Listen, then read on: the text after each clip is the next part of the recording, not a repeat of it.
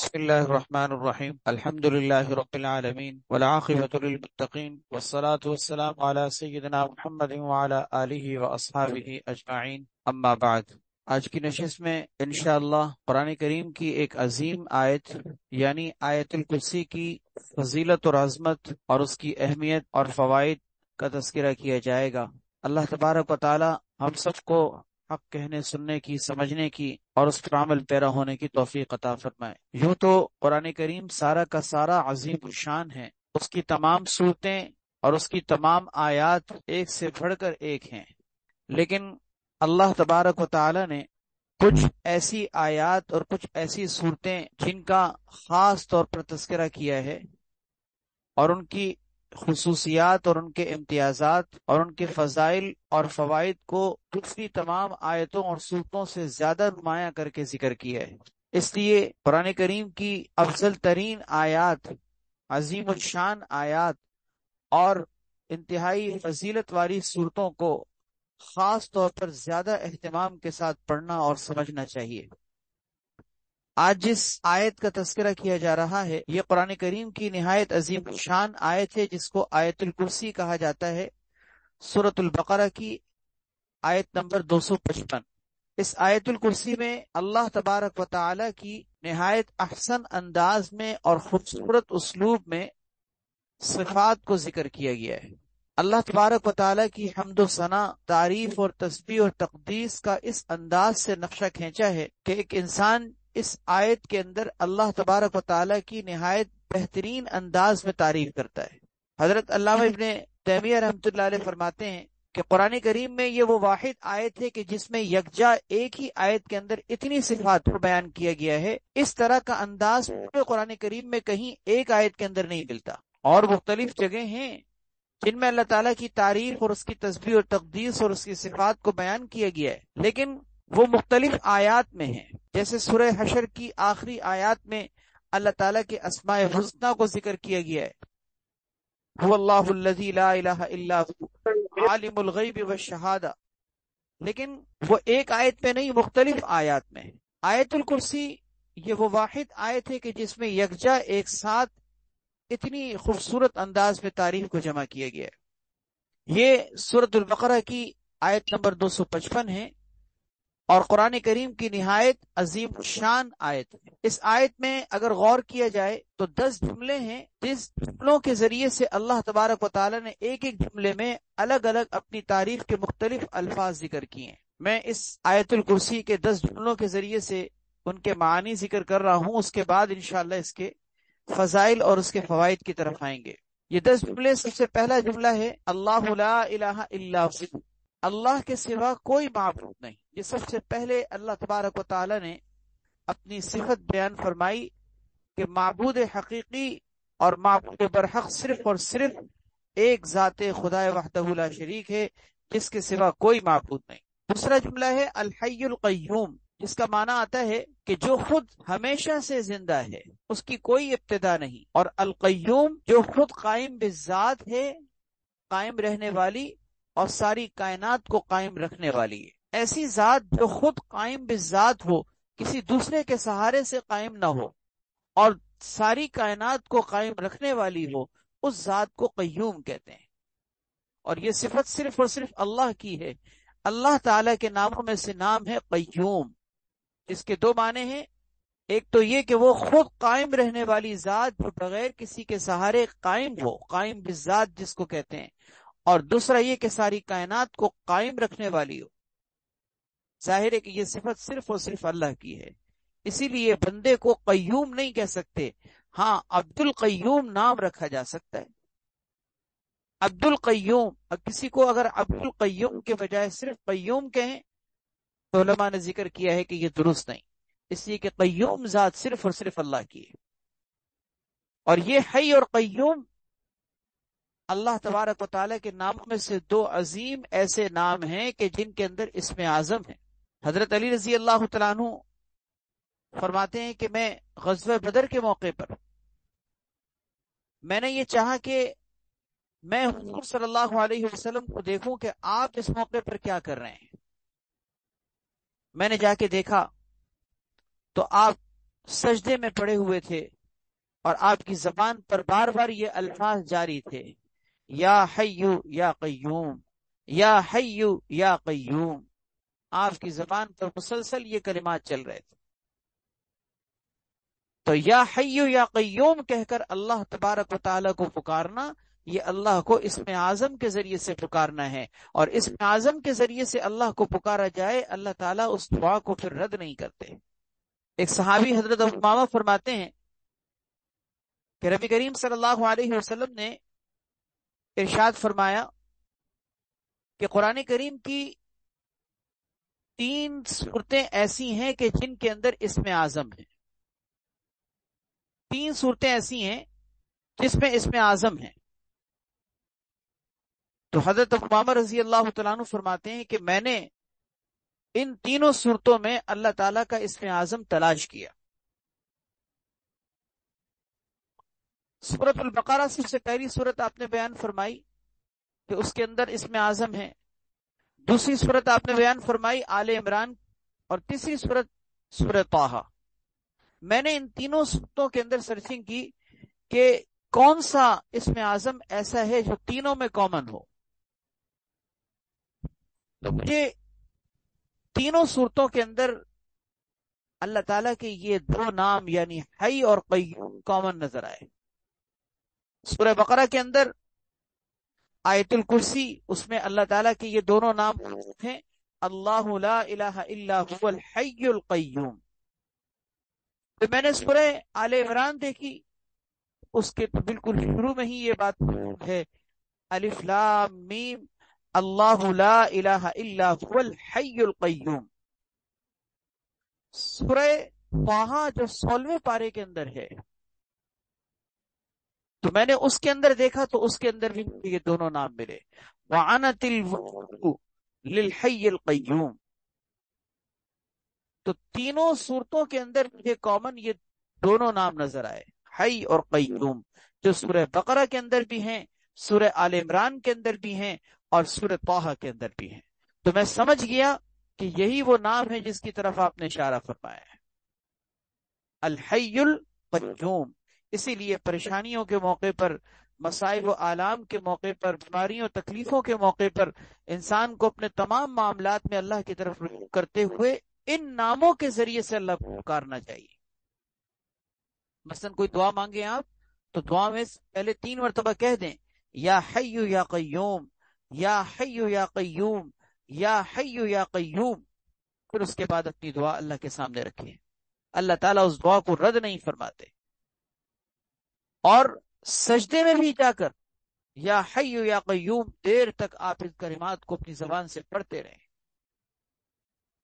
یا حی یا قیوم کے آگے اور بھی حدیث میں ایک اور الفاظ موجود ہیں، یا حی یا قیوم برحمتک استغیث، یا حی یا قیوم برحمتک استغیث. اے حی اور قیوم ذات، میں تیری رحمت کے ذریعے سے فریاد کرتا ہوں. کتنا خوبصورت انداز ہے. تو بہرحال دوسرا جملہ ہے اللہ لا الہ الا ہو، اس کے بعد دوسرا جملہ الحی القیوم. تیسرا جملہ ہے لا تأخذہ سنۃ ولا نوم، وہ ایسی ذات ہے کہ جسے نہ اونگ آتی ہے اور نہ نیند آتی ہے. نیند کے ابتدائی آثار کو کہا جاتا ہے اونگنا. انسان کے سر پہ جب جھٹکے لگنے لگتے ہیں، انسان جھومنے لگتا ہے، نیند کے جھونکے آنے لگتے ہیں، اس کیفیت کو، ابتدائی کیفیت عربی میں سنتن کہتے ہیں، اس کو اونگنا کہا جاتا ہے. اور اس کے بعد یہی نیند جب گہری ہوتی ہے تو اس کو نوم کہا جاتا ہے، یعنی نیند. اللہ تبارک و تعالیٰ کی ذات وہ ذات ہے کہ جس کو نہ اونگ آتی ہے نہ نیند آتی ہے. اس لیے کہ اونگنا اور نیند لینا، انسان کا سو جانا، یہ اس کی تھکاوٹ پر دلالت کرتا ہے. جب انسان تھک جاتا ہے، کاموں سے چور ہو جاتا ہے، تو اونگنے لگتا ہے اور نیند آنے لگتی ہے. اللہ تبارک و تعالیٰ کی ذات بے عیب ہے، سبحانہ و تعالی. اللہ کی ذات بے عیب ہے، اسے نہ اونگ آتی ہے نہ نیند آتی ہے، اس لیے کہ وہ تھکتا نہیں ہے، بے عیب ذات ہے. سبحانہ و تعالی. 3 جملے ہو گئے.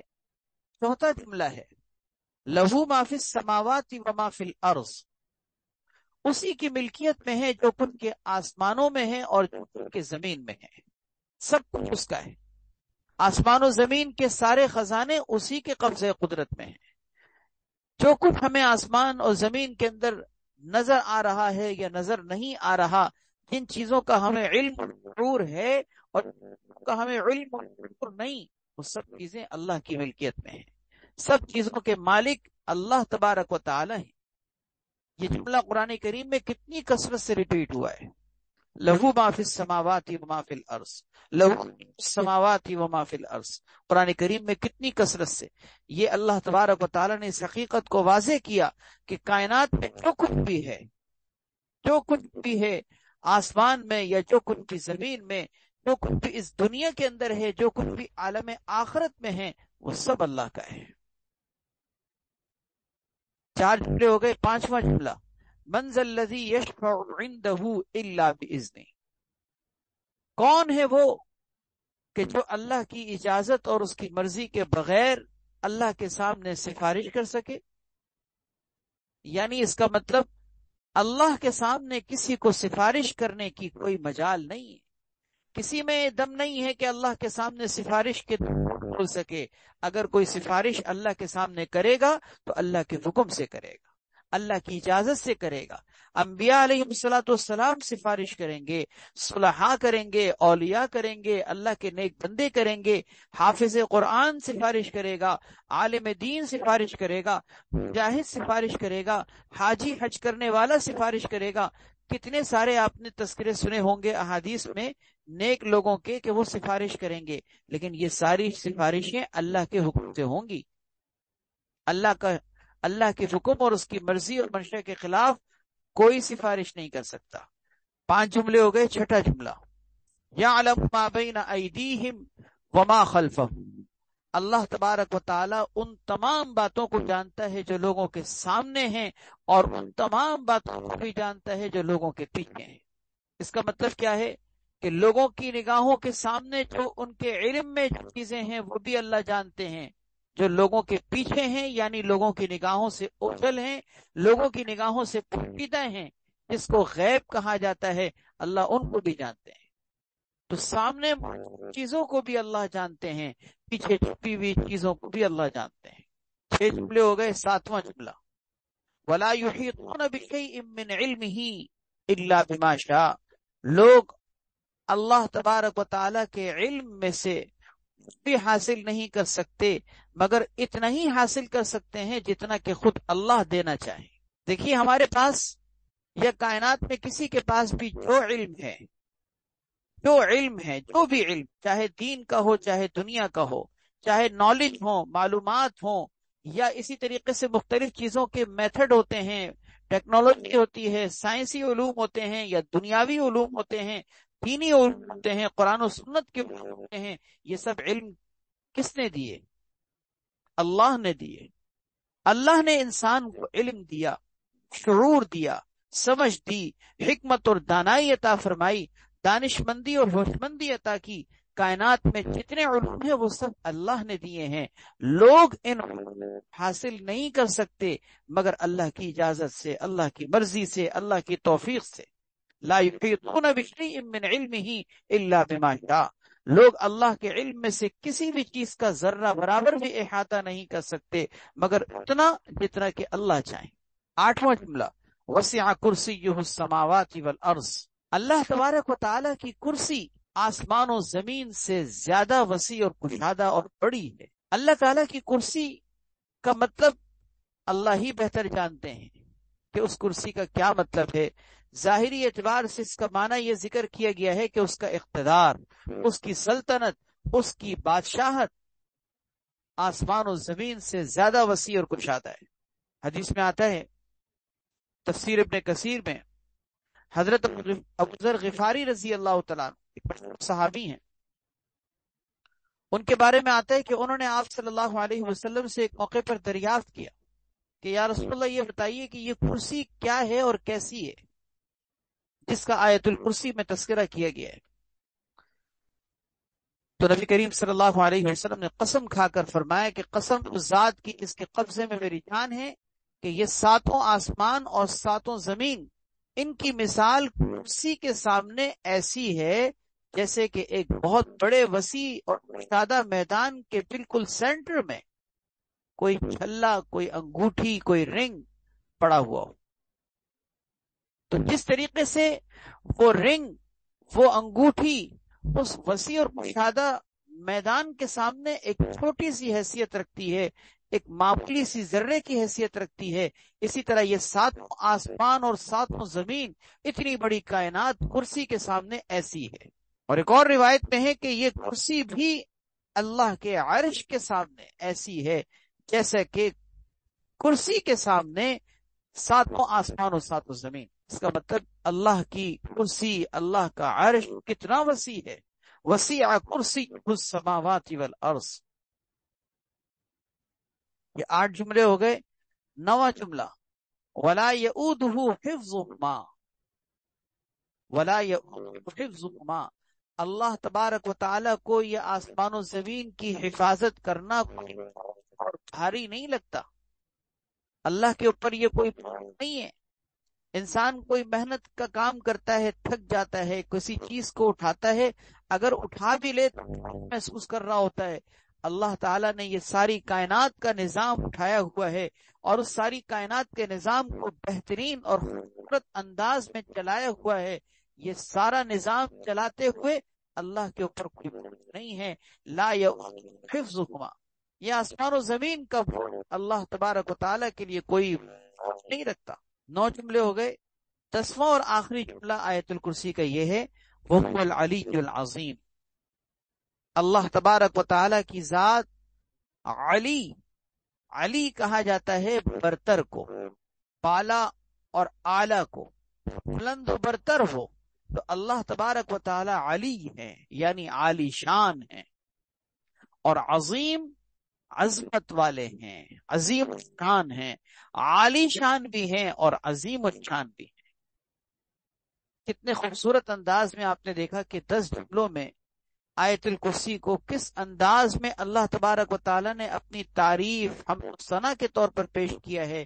یہ در حقیقت اپنے بندوں کو اپنی تعریف کے کلمات اللہ نے سکھائے ہیں کہ میرے بندے ان کلمات کے ذریعے سے میری حمد و ثنا کریں، میری تعریف کریں، میری تسبیح اور تقدیس کریں۔ اور اللہ تعالیٰ کو یہ آیت اتنی محبوب اور پسند ہے کہ ان کلمات کے ذریعے سے، اس آیت کے ذریعے سے بندہ جب اللہ تبارک و تعالیٰ کی حمد و ثنا اور اس کی تعریف کرتا ہے، اللہ تبارک و تعالیٰ اس کو نہایت اعلیٰ قسم کے فوائد اور منافع عطا فرماتے ہیں۔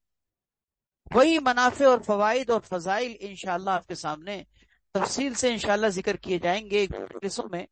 ان فضائل و فوائد کے ذکر کرنے کا مقصد یہ ہے کہ ہمیں اس آیت کی اہمیت پتہ چلے، اور ہم اس آیت کو اب تک الحمدللہ اللہ کی توفیق سے پہلے بھی پڑھتے ہیں، لیکن ہم ان فضائل کو اگر مستحضر رکھتے ہوئے، ان فضائل کو پیش نظر رکھتے ہوئے جب ہم اس آیت کو پڑھیں گے تو ہمارے ذہن میں ان کی اہمیت اور زیادہ بڑھ جائے گی، ہمیں اس کا اور زیادہ اہتمام انشاءاللہ نصیب ہوگا۔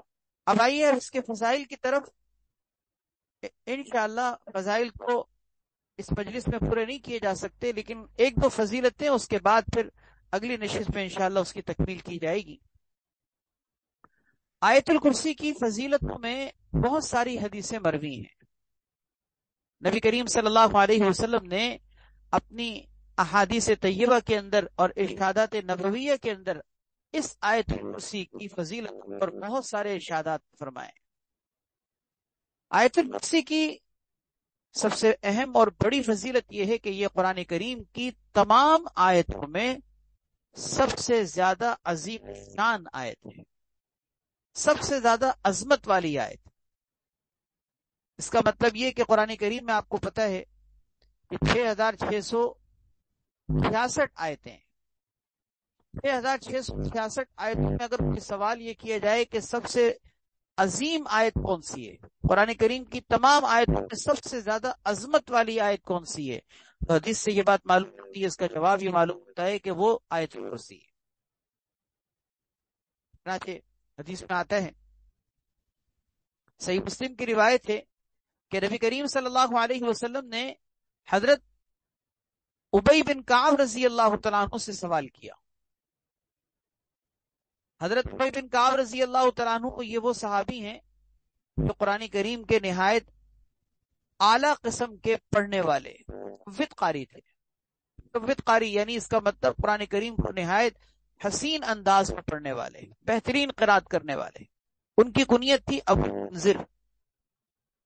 نبی کریم صلی اللہ علیہ وسلم نے ایک دفعہ ان سے سوال کیا بطور امتحان اور آزمائش کے. آپ نے فرمایا ابو منذر اتدری ای آیت من کتاب اللہ معک اعظم، تمہیں پتہ ہے کہ تمہارے پاس جتنا بھی قرآن کریم کا حصہ ہے اللہ نے تمہیں دیا ہے ان میں سب سے عظیم آیت کون سی ہے پتہ ہے؟ صحابہ کرام کی عادت تھی کہ وہ ایسے موقع پر یہ کہا کرتے تھے کہ اللہ و رسول عالم، اللہ اور اس کے رسول ہی بہتر جانتے ہیں. تو انہوں نے اپنی اسی عادت کے مطابق جواب دیا کہ یا رسول اللہ اور اس کا رسول ہی بہتر جانتا ہے. آپ صلی اللہ علیہ وسلم نے ان کی ذاتی رائے معلوم کرنے کے لیے دوبارہ اپنا سوال دہرایا. آپ نے فرمایا نہیں، یہ بتاؤ کہ قرآن کریم کی سب سے عظیم آیت کون سی ہے. یعنی آپ یہ چاہتے تھے کہ یہ اپنی رائے کا اظہار کریں کہ یہ کیا سمجھتے ہیں. تو انہوں نے پھر دوسری مرتبہ یہ سمجھ لیا کہ آپ صلی اللہ علیہ وسلم میری رائے پوچھنا چاہ رہے ہیں، تو انہوں نے اپنی رائے ذکر کی اور کہا کہ یا رسول اللہ آیت الکرسی یعنی اللہ لا الہ الا هو الحی القیوم ہے. فرماتے ہیں کہ نبی کریم صلی اللہ علیہ وسلم نے میرے سینے پر شاباش کے طور پر ہاتھ مارا، جیسے تپکی دی جاتی ہے نا شاباش کے طور پر کہ جواب درست ہے، اس طرح تپکی دیتے ہوئے آپ نے شاباش دیتے ہوئے فرمایا واللہ لیہنک العلم ابا المنذر، اے ابو المنذر اللہ کی قسم یہی آیت ہے اور تمہیں تمہارا علم مبارک ہو. یعنی آپ نے ان کو برکت کی دعا دی اور شاباش بھی دی، اور آپ نے اس بات کی تصدیق فرما دی کہ تم نے جو جواب دیا ہے وہ بہترین جواب ہے کہ قرآن کریم کی سب سے عظیم آیت وہ آیت الکرسی ہے. ایک اور روایت میں ہے، سنن دارمی کی روایت ہے کہ حضرت ایفا رضی اللہ تعالیٰ عنہ وہ فرماتے ہیں کہ کوئی شخص آئے اور آ کر نبی کریم صلی اللہ علیہ وسلم سے سوال کیا یا رسول اللہ یہ بتائیے ای سورۃ القرآن اعظم، قرآن کریم کی سب سے عظیم سورت کون سی ہے؟ آپ صلی اللہ علیہ وسلم نے فرمایا قل هو اللہ احد، یعنی سورہ اخلاص. ایک اور روایت میں سورہ فاتحہ بھی ذکر کی گئی ہے، اور اس روایت میں سورہ فاتحہ کا تذکرہ ہے. تو علماء نے ذکر کیا ہے کہ قرآن کریم کی سب سے زیادہ عظیم سورت وہ اس روایت کے مطابق سورہ اخلاص اور ایک اور روایت کے مطابق سورہ فاتحہ. قرآن کریم کی سب سے زیادہ عظیم صورتیں. پھر صحابی نے دوسرا سوال کیا کہ یا رسول اللہ یہ بتائیے کہ فَأَيُّ آیَةٍ فِي الْقُرْآنِ اعظم، کہ قرآن کریم کی سب سے عظیم آیت کون سی ہے؟ سورت سورہ اخلاص ہے لیکن آیت کون سی عظیم ہے؟ آپ صلی اللہ علیہ وسلم نے فرمایا آیت الکرسی، یعنی اللہ لا الہ الا هو الحی القیوم.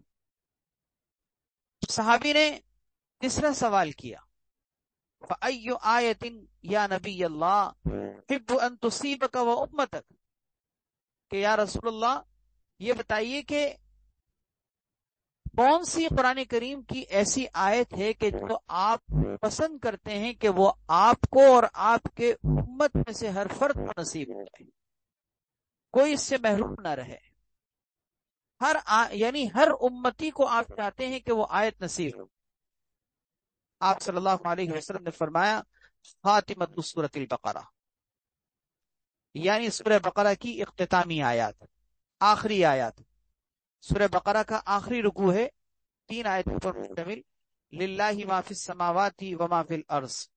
اس کے بعد پھر آمن الرسول، پھر اس کے بعد لا یکلف اللہ نفسا الا وسعها. یہ سورہ بقرہ کی اختتامی یعنی آخری 3 آیات ہیں. آپ نے فرمایا کہ میں یہ چاہتا ہوں کہ میری امت کے ہر فرد کو یہ نصیب ہو. اس حدیث سے بھی یہ بات معلوم ہوئی کہ قرآن کریم کی سب سے عظیم آیت کون سی ہے؟ آیت الکرسی. سب سے عظیم سورت کون سی ہے؟ سورۃ الاخلاص. اور ایک روایت کے مطابق سورہ فاتحہ۔ تو اس لیے یہ آیت الکرسی جو سورۃ البقرہ کے اندر 10 جملوں پر مشتمل ایک آیت ہے، یہ قرآن کریم کی 6666 آیتوں میں سب سے عظیم شان آیت ہے۔ یہ اس کی پہلی فضیلت ہو گئی۔ دوسری فضیلت، آیت الکرسی کی ایک بہت بڑی فضیلت حدیث میں یہ بھی ذکر کی گئی ہے کہ یہ قرآن کریم کی تمام آیتوں کی سردار ہے۔ کسی چیز میں سرداری، سرپرستی یا ایک بڑے ہونے کی حیثیت ہوتی ہے نا، کوئی قوم ہو، خاندان ہو، فیملی ہو، برادری ہو، کوئی بڑا ہوتا ہے۔ اللہ تعالیٰ نے قرآن کریم کی ساری آیتوں کی سرداری کا تاج آیت الکرسی کو عطا کیا ہے۔ حدیث میں آتا ہے، ترمذی شریف کی روایت ہے کہ ہر چیز کی ایک کوہان ہوتی ہے، بلندی ہوتی ہے۔ کوہان کا مطلب بلندی، جانور کے جسم کا سب سے بلند حصہ ہوتا ہے کوہان۔ ہر چیز کی ایک کوہان ہوتی ہے، قرآن کریم کا کوہان یعنی قرآن کریم کی بلندی سورۃ البقرہ ہے۔ پھر فرمائے کہ اس سورۃ البقرہ کے اندر ایک ایسی آیت ہے جو قرآن کریم کی تمام آیتوں کی سردار ہے، اور وہ آیت ہے آیت الکرسی۔ اس سے بھی یہ بات معلوم ہوئی کہ قرآن کریم کی سب سے عظیم شان آیت بھی آیت الکرسی ہے، اور قرآن کریم کی تمام آیتوں کی سرداری کا شرف بھی اسی آیت کو حاصل ہے۔ اور بھی انشاءاللہ اس کے فضائل کثرت سے ہیں، انشاءاللہ اگلی نشست میں وہ ذکر کیے جائیں گے۔ فی الحال آج کی نشست میں ہم نے آیت الکرسی کا معنی اور مطلب اس کے 10 کے اعتبار سے پڑھا، اور ساتھ اس کی فضیلت میں سے 2 اہم فضیلتیں سنیں۔ ایک فضیلت، قرآن کریم کی اس آیت میں اللہ تعالیٰ نے اتنی عظمت رکھی ہے کہ یہ ساری قرآن کریم کی آیتوں میں سب سے عظیم شان آیت۔ اور دوسری فضیلت کہ اس کو اللہ تعالیٰ نے سرداری کا شرف عطا فرمایا ہے۔ اللہ تعالیٰ ہمیں اس آیت مبارکہ کو یاد کرنے کی، پڑھنے کی، اس کا اہتمام کرنے کی، اس کو سمجھنے کی، اور اس کے معنی و مطالب کے مطابق اللہ تعالیٰ کی حمد و ثنا کرنے کی توفیق عطا فرمائے۔ وآخر دعوانا ان الحمد للہ رب العالمین۔ الحمد للہ رب العالمین والعاقبۃ للمتقین والصلاة والسلام علی سیدنا محمد وعلی آلہ واصحابہ اجمعین۔ رب اغفر وارحم وانت خیر الراحمین۔ ربنا آتنا فی الدنیا حسنۃ وفی الآخرۃ حسنۃ وقنا عذاب النار۔ اللهم اغفر لنا وارحمنا وعافنا واهدنا وارزقنا یا اللہ یا رحمان یا رحیم یا ذی الجلال والاکرام یا حی یا قیوم برحمتک نستغیث یا حی یا قیوم برحمتک نستغیث یا حی یا قیوم برحمتک نستغیث۔ یا اللہ اپنے فضل و کرم سے ہم سب کے گناہوں کو معاف فرما، ہم سب کی کامل مغفرت فرما، ہم سب کے گناہوں کو نیکیوں سے تبدیل فرما، ہمیں اعمال صالحہ کی توفیق عطا فرما، گناہوں والی زندگی سے سچی توبہ کرنے کی توفیق عطا فرما، نمازوں کا اہتمام نصیب فرما، تمام عبادات کی توفیق عطا فرما، حقوق اور فرائض کی ادائیگی کا اہتمام نصیب فرما، ہماری ذات سے وابستہ جتنے بھی حقوق ہیں چاہے وہ اللہ کے ہوں یا اللہ کی مخلوق کے ہوں، اللہ ہمیں ان تمام حقوق کی ادائیگی کی توفیق عطا فرما۔ آج تک ان حقوق کی ادائیگی میں ہم سے جو کوتاہیاں ہوئیں جان بوجھ کر یا بھولے سے، اللہ اپنے فضل و کرم سے ہم سب کو معاف فرما۔ اے اللہ ہم سب کو نیک و صالح بنا، نیک و صالح بندوں کے ساتھ ہم سب کو جینا مرنا نصیب فرما، اور قیامت کے دن میدان محشر میں اللہ اپنے نیک و صالح بندوں کے ساتھ ہمارا حشر فرمانا، اور ان کی معیت میں ان کے ساتھ ہم سب کو جنت میں داخلہ نصیب فرما دینا۔ اے رب کریم ہم سب کو بغیر کسی حساب و کتاب کے جنت میں داخلہ نصیب فرما۔ اللہ ہماری کمزوریوں کو دور فرما، ہماری خامیوں کی اصلاح فرما، ہماری کوتاہیوں کو معاف فرما، ہماری لغزشوں سے درگزر فرما، ہمارے گھروں میں خوشحالیاں پیدا فرما، ہماری زندگیوں میں خوشحالی پیدا فرما، ہمارے مال میں، رزق میں، اولاد میں، گھر بار میں، اوقات میں، ہر چیز میں برکتیں عطا فرما، ہماری بھی اور ہمارے گھر والوں کی بھی، ہمارے گھر کی مستورات کی بھی، ہماری اولاد کی بھی اللہ اصلاح فرما، بہترین تربیت فرما، ماحول و معاشرے کے اندر پھیلی ہوئی تمام گندگیوں سے ہم سب کی حفاظت فرما، گناہوں کی شکلوں سے ہم سب کی حفاظت فرما، مصیبت سے ہماری حفاظت فرما، تکالیف سے، بیماریوں سے، تکلیفوں سے، پریشانیوں سے ہم سب کو محفوظ فرما۔ یا اللہ ہر طرح کی نیک تمناؤں کو پورا فرما، ہماری اس مجلس کو اپنی بارگاہ میں قبول فرما، اس میں تمام حاضر ہونے والے اور تمام حاضر ہونے والیاں یا اللہ سب کو ان کے مقاصد میں کامیابی نصیب فرما، سب کی پریشانیوں کو دور فرما، سب کے مسائل کو حل فرما، سب کے یا اللہ نیک عزائم کو پائے تک پہنچا۔ سبحان ربک رب العزت عما یصفون وسلام علی المرسلین والحمد للہ رب العالمین۔ آمین آمین آمین برحمتک یا ارحم الراحمین۔